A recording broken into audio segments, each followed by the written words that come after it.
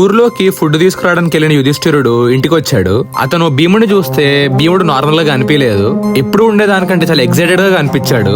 ఏమైందని కుంతిని అడిగితే కుంతి జరిగిందంతా చెప్పింది. అప్పుడు యుధిష్ఠిరుడు ఇలా అన్నాడు, అమ్మా ఎంత తప్పు చేశావు, ప్రపంచంలో ఎవరైనా పరాయి వాళ్ళని కాపాడటానికి తన కొడుకుని ప్రమాదంలోకి పంపుతారా?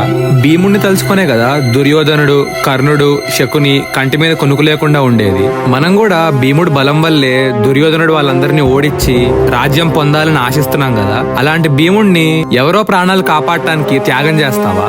జీవితాంతం ఒకటి తర్వాత ఒకటి కష్టాలు దుఃఖాలు రావడం వల్ల నీ మనసు రాయైపోయిందేమో అనిపిస్తుంది, ఆలోచన శక్తి కోల్పోయావు అనిపిస్తుంది, లేకపోతే ఇటువంటి ఆలోచన నీకు రాదు అని అన్నాడు. అప్పుడు కుంతి, నాయనా నేను ఆలోచన శక్తి కోల్పోయి ఇలాంటి నిర్ణయం తీసుకోలేదు.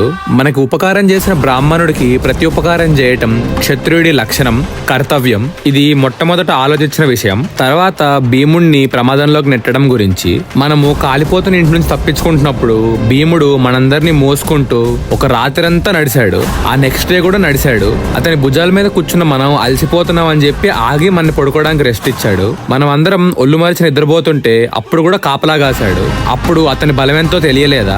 అంత అలసిపోయి నిద్రా తిండి లేకపోయినా కూడా పర్వతం అంత రాక్షసుడు హిడింబాసురుణ్ణి అతను ఎంత అవలీలగా చంపాడు. అది మన అందరం చూసాం కదా.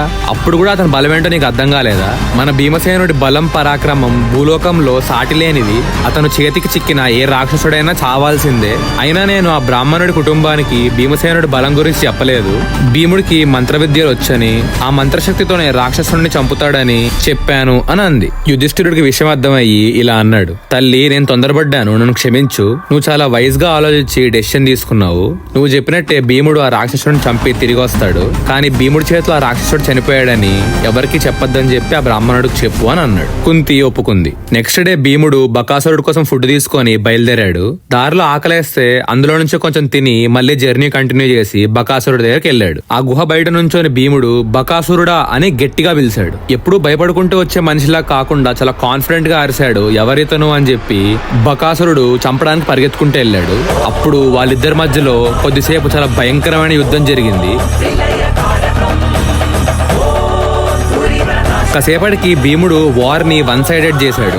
తన బలం మొత్తం వాడి రాక్షసుడిని నేలకేసి కొట్టి చాలా భయంకరంగా చంపేశాడు. ఆ చుట్టుపక్కలే బకాసురుడు బంధువులు ఉన్నారు.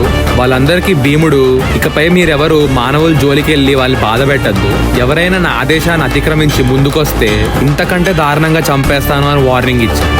నెక్స్ట్ డే పొద్దున రక్తపు మడుగులో బకాసురుడు డెడ్ బాడీ చూసి ఊరంతా జాతర చేసుకుంది. భీముడు సైలెంట్ గా ఊరంతా ఎంజాయ్ చేయడం చూస్తూ ఉండిపోయాడు.